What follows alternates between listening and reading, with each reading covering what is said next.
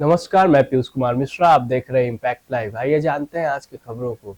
पटना से खबर आ रही है कि पूर्व केंद्रीय मंत्री लोजपा के नेता पशुपति पारस और उनके बेटा प्रिंस सिंह गर्दनीबाग दोनों लोगों जाके जुड़े, बातचीत भी की। तो आइए देखते हैं कि पशुपति पारस और उनके बेटे प्रिंस सिंह ने क्या कहा।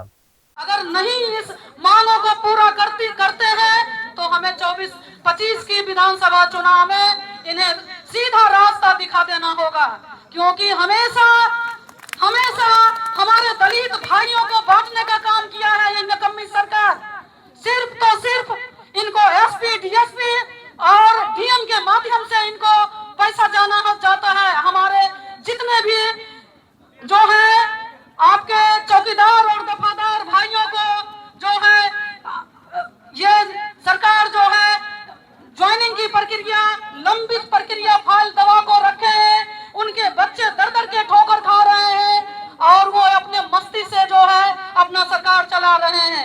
इस सरकार, निकम्मी सरकार को कान पर जू नहीं रेंगता है। साथियों, आज हम इस मंच के माध्यम से इस सरकार को बता देना चाहती हूँ कि अगर हमारे मांगों को पूरा नहीं करते हैं तो मैं इस मंच के माध्यम से बताना चाहती हूँ साथियों कि ये 2025 की चुनाव में उन्हें कड़ी मशक्कत करनी पड़ेगी और हार का सामना करना पड़ेगा। और ये सोच रहे हैं कि मैं दलित को बात करके अपना गद्दी पर काबिज कर लूंगा, ये इस बार इनको हम भुला देंगे और भुलाने का काम करेंगे। निकम्मी सरकार को ध्वस्त कर दूंगी मैं। सिर्फ आपका साथ की जरूरत है साथियों, भाइयों एवं बहनों। मैं बहनों से भी गुजारिश करती हूँ, जिस तरह से आज मेरी बहन के घर में चूल्हा नहीं जल रहा है, उनके पति जो है ये एसपी, डीएसपी का बर्तन धोने का काम हमारे चौकीदार, दफादार को करवाते हैं और पैसा नहीं देते। बरुआ मजदूर की तरह भी उनके साथ ट्रीटमेंट नहीं किया जाता है। साथियों, मैं इस मंच के माध्यम से आज इस सरकार, घिनौनी सरकार, नीतीश सरकार को मैं चेतावनी दे रही हूँ। और ये नीतीश सरकार जिस तरह से हमारे पूरे बिहार के छात्रों के साथ भी जो इन्होंने घिनौनी हरकत किया है, मेरे युवा छात्रों के साथ, बीपीएससी छात्रों के साथ इतनी घिनौनी हरकत, लाठीचार्ज करवाकर महिलाओं पर, लड़कियों पर, छात्रों पर भी जो उन्होंने अत्याचार किया, ये बीपीएससी परीक्षा रद्द करे। और ये पिछली रास्ता से जो करोड़ों का जो ये गेम खेल रहे हैं, गेम के चंजर, ये पोस्ट बेच करके एसडीओ, डीएसपी, एसपी का पोस्ट बेचते हैं। हमारे युवा साथियों के साथ ये जो है सो खिलवाड़ करते हैं, उसके भविष्य के साथ खिलवाड़ करते हैं। मैं इसकी भी घिनौनी घोर निंदा करती हूँ। युवा छात्र और छात्राओं की तरफ से मैं इसकी घोर निंदा करती हूँ साथियों।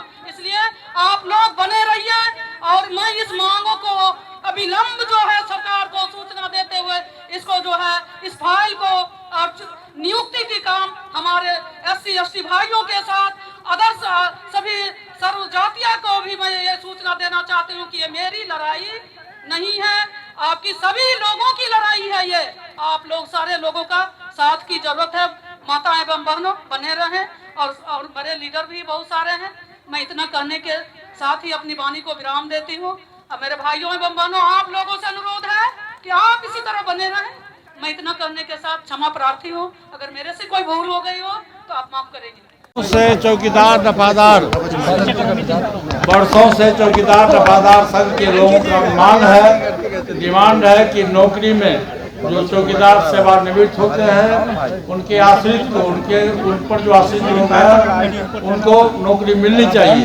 जब से चतुर्थ वर्गीय श्रेणी का दर्जा मिला है तब से बिहार सरकार ने एक अध्यादेश जारी किया है जिसके मुताबिक चौकीदार दफादार संघ के जो लोग हैं इसकी नियुक्ति समान कोटि में दिया गया है।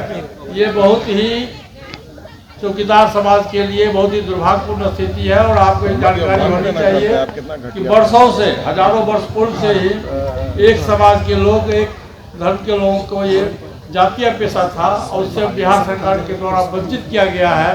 ये बहुत ही दुर्भाग्य है और इसके लिए हमारा दलित सेना और चौकीदार दफादार संघ के जो लोग हैं इसके नेतृत्व में आज धरना का कार्यक्रम हो रहा है। और जब तक बिहार सरकार इस डिमांड को नहीं मानेगी चौकीदार दफादार की मांग के लेकर के है। 6 महीना से चौकीदार दफादार के लोग बिहार सरकार से मांग कर रहे हैं। आप मेरे पीछे कि हमारी मांग जो है, देखिए सदियों से, हजारों वर्ष पूर्व से चौकीदार समाज के लोग चौकीदारी करते थे और एक जात एक अरे आप समाज के इधर लोग से आके करते बनाइए थे। ना तो। और अब जब चतुर्थ श्रेणी का दर्जा मिला तो चौकीदार दफादार संघ के लोगों को बिहार सरकार के द्वारा नाइंसाफी किया जा रहा है और चौकीदार पद को जनरल घोषित किया गया है। इसके विरोध में हमारे चौकीदार दफादार संघ के लोग अब विगत 6 महीना से धरना पर बैठे हुए हैं, लेकिन बिहार सरकार को सुन नहीं रही है। मेरा आग्रह है बिहार सरकार से कि चौकीदार दफादार संघ के जो लोग हैं, इनकी जो मांगे हैं, जो चौकीदार सेवानिवृत्त होते हैं, उनके परिवार के लोगों को आश्रित को नौकरी मिलनी चाहिए, ये इन लोगों का डिमांड है। इसलिए आज इस कार्यक्रम में हमारी पार्टी की तरफ से दलित सेना की ओर से और चौकीदार दफादार संघ की ओर से धरना किया गया है। उसमें हमारे संत सिंह जी चौकीदार दफादार संघ के हैं, आप अपना नीचे कीजिए, इनको नीचे कीजिएगा ना। और रामविलास पासवान जी जो नेतृत्व कर रहे हैं, और हमारी दलित सेना की तरफ से हमारा जो दलित सेना है, हमारे घनश्याम गाहाजी दलित सेना के प्रदेश अध्यक्ष है और पार्टी के तमाम नेतागण है। हमारे दलित सेना के राष्ट्रीय प्रवक्ता श्री सरवण गणराज जी मौजूद है। इनके मौजूदगी में धरना का कार्यक्रम हो रहा है। मेरा बिहार सरकार से आग्रह है कि अविलंब चौकीदार दफादार संघ का जो मांग है, उस मांग को पूरा करे, नहीं तो आंदोलन चलता ही रहेगा। सर महागठबंधन पॉलिटिकल बात कोई नहीं करूंगा। आज मैं सिर्फ चौकीदार दफादार संघ के बारे में मैं बात करूंगा। सर चौकीदारों पे लाठीचार्ज हुई थी। तो आपने सुना कि पशुपति पारस ने क्या कहा कि सरकार उनकी मांग को पूरा करे, नहीं तो धरना प्रदर्शन चलता रहेगा। तमाम खबरों के लिए देखते रहिए इम्पैक्ट लाइव। धन्यवाद।